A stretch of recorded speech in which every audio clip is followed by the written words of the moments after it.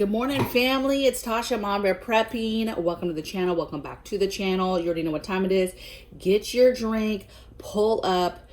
We're going to talk about it. And it's just, since I do this all the time, it's a little daunting and hard. It's getting very difficult for me to understand people that still need a reason to stockpile food, people that still do not understand what's going on. I mean, you guys, on TikTok, I have TikTok, and I try to just do some short videos on there to just kind of let people know what's going on. And you would be appalled at the comments that I get over there, that people are like, what do you mean stockpile food? Why is it important to do this? I don't understand what's going on. The food will go bad. Why would we do that? I don't think that's a good idea. People like, what's inflation? Just the questions I get over on TikTok really shows you how out of the loop a lot of people are, because they're just got blinders on and are stuck in social media and don't even know about basic stuff that's going on in the world, okay? And so it's alarming, and I still get the question to this day, Tasha, why the big deal about stockpiling food? So if you are out there, you're new to my channel, God bless you. Nobody's here to make fun of you. We're going to get into 10 reasons why you should be stockpiling food. This is what reasons why you should be stockpiling food anyway, but it's even more so now because they're very prevalent. They're very in our face right now, red flags everywhere. And so just pick a reason on this list. It doesn't really matter. It only takes one for it to be important, okay? So let's get into it. 10 reasons to stockpile food right now. Number one is the common sense. Even if you do not consider yourself a prepper, a person who's prepared, a preparedness person, a survivalist person, any of those things, you should be stockpiling food for natural disasters, okay? We get nasty storms the whole country. You have snowstorms, you have grid down events, you have like tornado goes through, hurricane goes through, earthquakes happen, fires happen, flooding happens. You name it. There's all types of natural disasters that can happen and that have happened and do happen. And you can bet your money that that's going to continue to happen. So if you listen to nothing else on this list, if everything else sounds kind of crazy, because you know I'm crazy, that's a reason by itself to prepare. That is a common sense. If nothing else was happening in the world right now to give us red flags to stockpile food, that is the number one reason why you should be doing so. All right. Next thing I have is foreign conflicts. So we've been watching for a little bit. I always constantly am watching other countries, what's going on with other countries. It's very important for us to stockpile food because any kind of conflict that pops off in the world, you know, if Russia, the way they're threatening Ukraine right now, if that pops off, if China finally makes a move on Taiwan, Israel and Iran, if any of these things pop off, the real big ones though, that does affect us, okay? That does affect our economy. That does affect imports, exports, all types of things, okay? So that is a reason why you should stockpiling food. I'm not saying we're going to war tomorrow, but what I'm telling you is it is a reason. You should be stockpiling food for the chance, or that so that you're ready in case conflict comes our way, because it will affect us, okay? We won't get any more medication, you guys. Most of our meds, or the pieces of meds, come from China. So the day that war pops off between China and Taiwan, we're done. We're going to stick up, and then we're going to be done for getting meds, okay? So this is why this makes sense that you guys need to be concentrating on, hey, what are the things that we're dependent on other countries for? What are the other things that could happen when certain things happen, okay? Super important to stockpile food. Number 3 is hyperinflation. If you're not paying attention, I was floored when I got the question and somebody said, what's inflation? What is this inflation thing that's going on that you're talking about? And, you know, for all I know, I was talking to an 11-year-old on TikTok, right? And they just did not, understand, right? Because TikTok is kind of like that. It's all types of people, right? And let's hope that it was an 11-year-old that was asking these questions, right?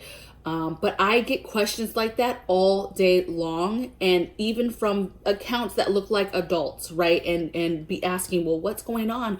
Why is the concern? Why are you giving these warnings? What's going on, right? And they just don't understand it, and they fight it the whole entire way, and it's super frustrating, okay? There is inflation. We have been dealing with inflation for the last year and a half. Major inflation, some stuff that we could already consider hyperinflation. And it's getting worse and worse and worse. And so we are going to be going into the new year with super high stuff. And When food starts to disappear because of our current food shortage problem, which if you're not paying attention to that is another reason to stockpile food, okay?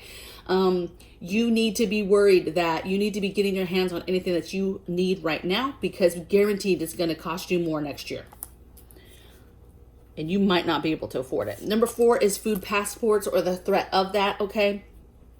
You know, a lot of people say, we will never get to the point where we are holding the passports and, you know, are you medicated, not medicated, over people's heads for food. Like, we'll never do that in this country. Other countries are absolutely doing that, meaning you cannot go somewhere and get food, okay, with your hard-earned money if you are not medicated, okay? That is happening in other countries. A lot of people would argue that would never, ever happen here. But there's things that have happened here that we didn't think would ever happen here. You guys, it's already gone too far in a lot of ways, okay? A lot of things that people thought, no, that would never happen here. It's already happened. So don't be surprised, okay? We are spinning our wheels right now, you know, on different things on the news that's not even that crazy, okay? Bread and circuses. It's too much for me sometimes.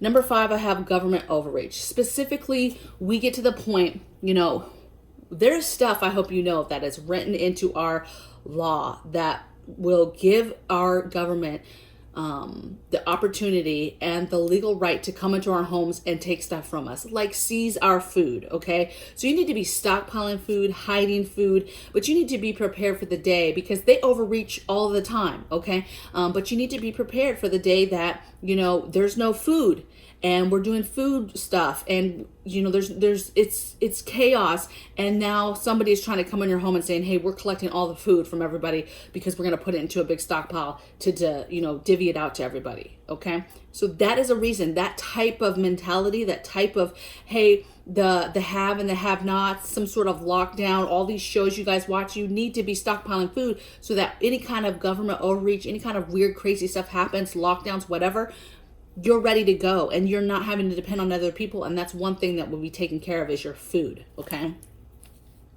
Another thing is ration cards. So the threat of, you know, they seize that food, or there's no more food, or there's very limited food, and now it becomes, you're going to have some sort of rationing type system where, hey, you are in the system and everybody gets a certain amount of stuff, you know, a certain amount of bread, you know, milk, some meats, right? You get and everybody's the same and gets the same amount of food if they have it, of course, right?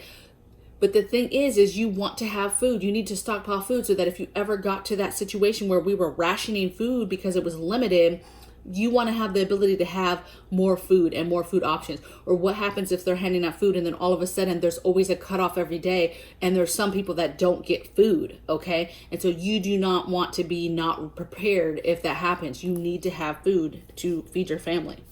Number 7 I have is the supply chain. The trucker issues, the shipping container issues. You know, a lot of people will say things are getting better. Some people will say it's getting worse. It's just out of control still, and that could break at any point, okay? Just know that it's out there. Just know that it's a concern. It is an issue, and it is absolutely a reason to stockpile food. Number 8 I have is mandatory medications. Again, things that people said would never be here, right? This will never happen, okay?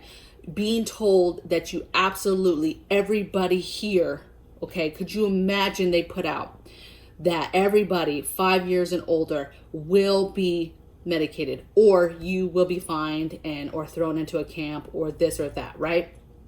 Could you imagine that? And a lot of people are like, nope, that will never happen. That will never happen. That will start a civil war. That's not going to happen. That is happening in other countries. And in some sense, that is happening. New York and California, currently you cannot go anywhere without being medicated, okay? Yes, you can still order food from restaurants, but you cannot go anywhere. You cannot go to any gyms, get your nails done, go get some dinner with your family at a nice restaurant. You cannot do any of that stuff, okay? And so a lot of people are like, hey, it's just a matter of time before that overreach reaches into the grocery stores. And let me tell you, California and New York will be the first ones to do it if it happens. New York putting the mandate right now, saying that if you literally have a job in New York, you will be medicated or there'll be consequences. Like, everybody. So imagine you have the simplest job in the world, but guess what? Everybody has to be medicated. That is overreach like nobody's business, okay? So a reason to stockpile food is overreach. A reason to stockpile food is the threat of somebody saying that you will have to do something, that you have no rights and you have to do this, okay? So these mandates are getting out of control. These aren't mandates, first of all, okay? This is overreach. I don't personally think that that's going to work out, but just the fact to put that out on the media and to let the world know, hey, if you have a job in New York City, you have to be medicated or you're going to be fired. Like, how does the city even stay alive in regards to the economy, right? How do you even, it's not going to work, okay? It's ridiculous. Number 9 I have is media panic. So I put number 9 as being incoming or threats of older viruses, right? The pox coming back, right? I did a video a couple days ago on pox outbreak and the threats of that coming back and all the stuff that we've done to prepare for that. And then you have the current stuff that's happening, right? And how, yeah, it's way more contagious, but it's definitely milder. Like, hey, why don't we just all catch that? And then let's work on that natural immunity. Like, it's very crazy to me that the media panic, that's a reason to stockpile food, because they panic everybody for no reason, okay? On things that are not even that serious when we should be paying attention to other stuff. It's just a form of bread and circuses, you guys, and you need to pay attention to that. And when we're employing bread and circuses, that's another reason why you need to stockpile food, okay? So that you don't have to be in line for that bread that they're trying to give you as well, okay? They want to entertain you and they want to give you stuff and take care of you, okay? So they can control you, right? And so you need to pay attention to that. And it's a reason why you need to get food in your house. Number 10, and lastly, I have economic uncertainties.